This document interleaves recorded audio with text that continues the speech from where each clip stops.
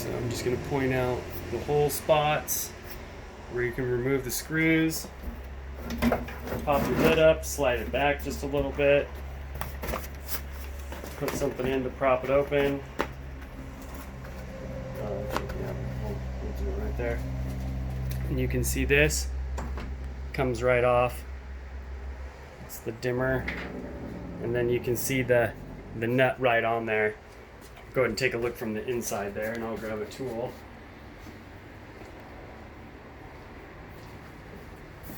Let's see. Should work here.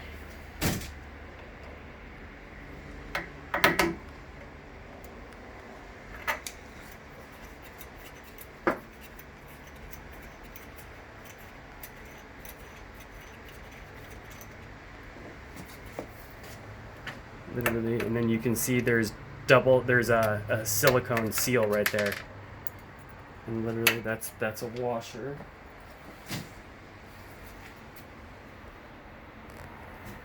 Okay, so we have a nut and a washer that came off. We set those to the side, so we got 3 pieces now. And then this here, it has a plug and play connector on there. You see that? So that plugs right in over here. See?